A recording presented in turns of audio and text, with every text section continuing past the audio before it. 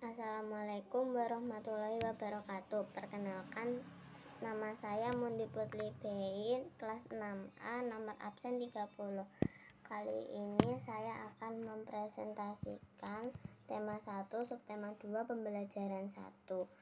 Apakah kamu penyayang hewan? Apa saja manfaat yang diperoleh manusia dari hewan? Bagaimana cara hewan berkembang biak? Ayo kita pelajari. Negara-negara di Asia Tenggara memiliki banyak jenis hewan. Beberapa di antaranya ada yang dijadikan sebagai makanan, simbol negara, atau dijadikan binatang peliharaan. Gajah putih dianggap suci oleh beberapa negara di Asia Tenggara, seperti Myanmar, Kamboja, dan Thailand. Menjaga gajah putih adalah usaha yang sangat mahal karena pemilik harus menyediakan makanan khusus untuk gajah. Indonesia dikaruniai luas wilayah lautan lebih besar dibandingkan luas daratan. Luas lautan Indonesia mencapai 5,8 juta kilometer. Di dalam lautan Indonesia tersimpan potensi perikanan yang cukup besar, salah satunya ikan tuna.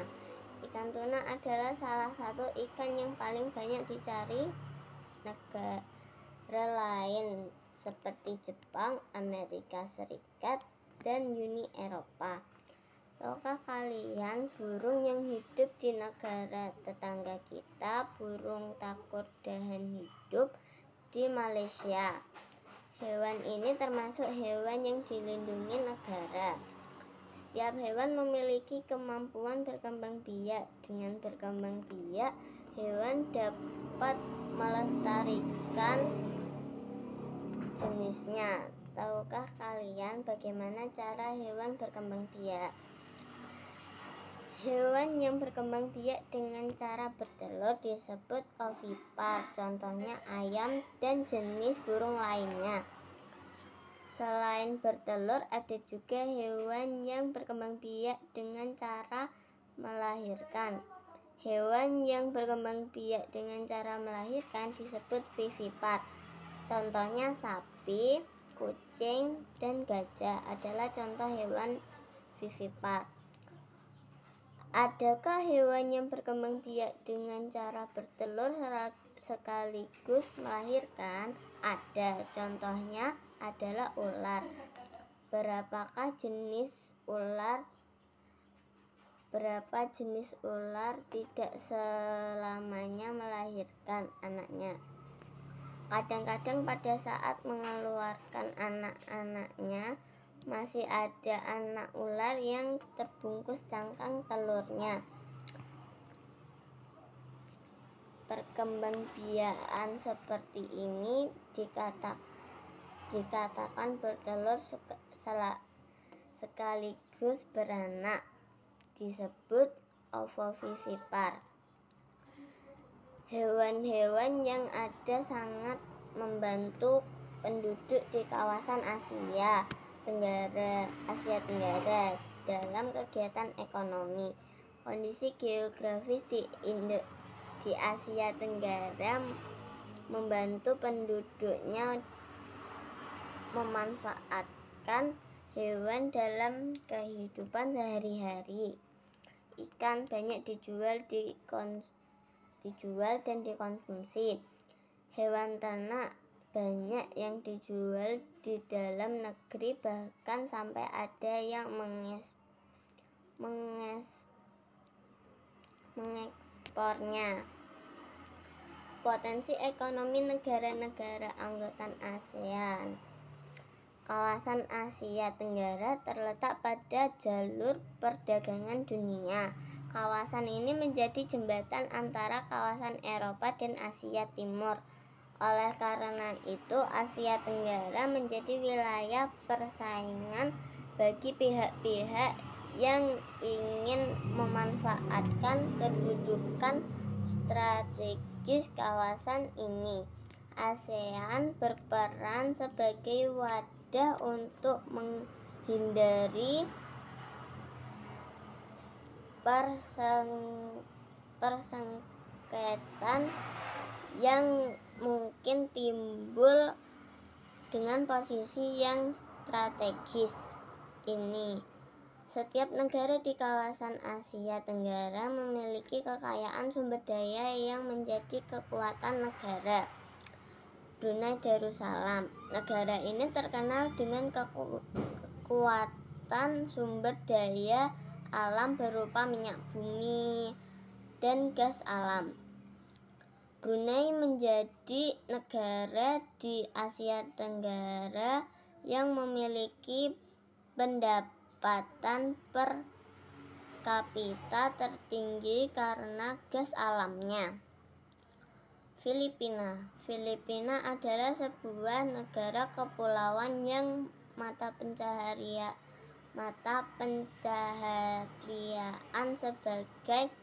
sebagian besar penduduknya adalah di bidang pertanian.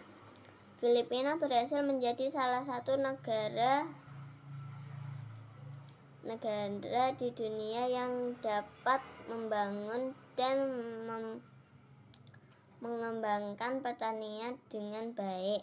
Beberapa produk unggulan hasil pertanian diekspor ke berbagai negara seperti nanas, padi, kelapa, dan gula. Hasil pertanian ini juga yang menunjang perkembangan ekonomi negara ini. Indonesia.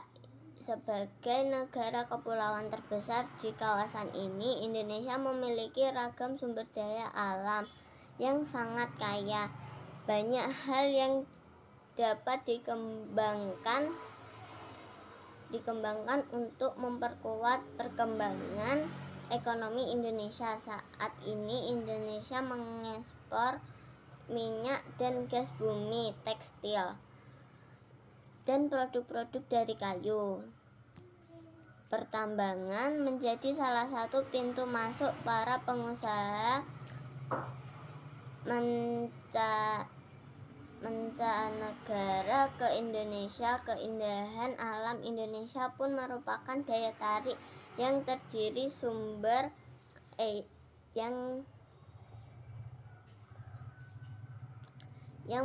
sumber devisa negara dari sektor pariwisata.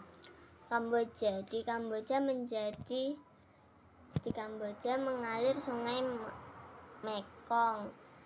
Daerah ini sekitar Sungai Mekong merupakan daerah yang subur. Mata pencaharian penduduk Kamboja adalah pertanian.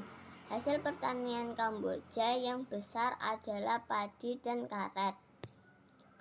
Laos bertetangga dengan Kamboja. Negara ini dilewati oleh aliran Sungai Mekong. Sama seperti di Kamboja, kegiatan pertanian banyak dilakukan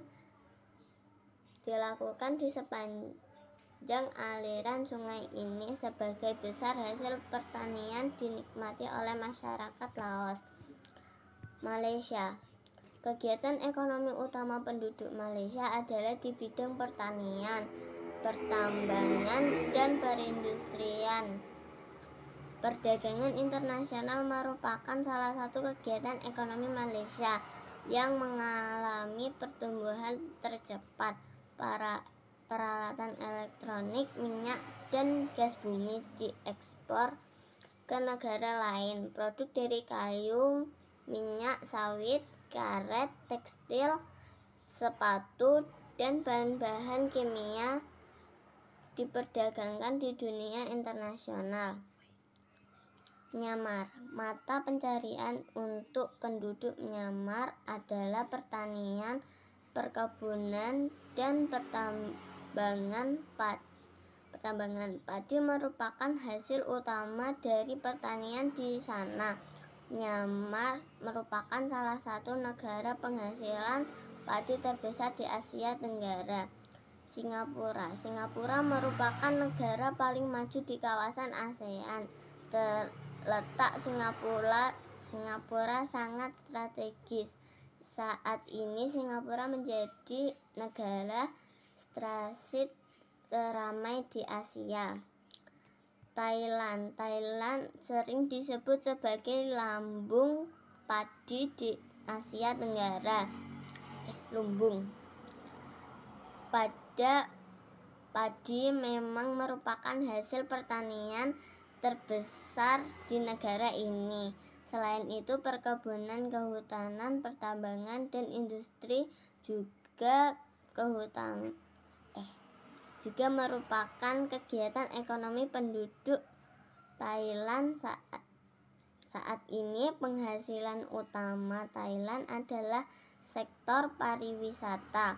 Keunikan bangunan budaya di Thailand menjadi daya tarik tersendiri bagi para wisatawan mancanegara.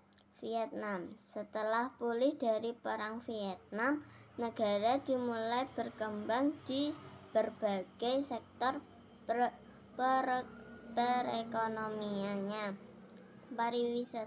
Pariwisata dan turisme mendukung perkembangan ekonomi. Bidang penduduk lainnya seperti usaha jasa di bidang perhotelan, restoran, serta transportasi juga turut berkembang pesat.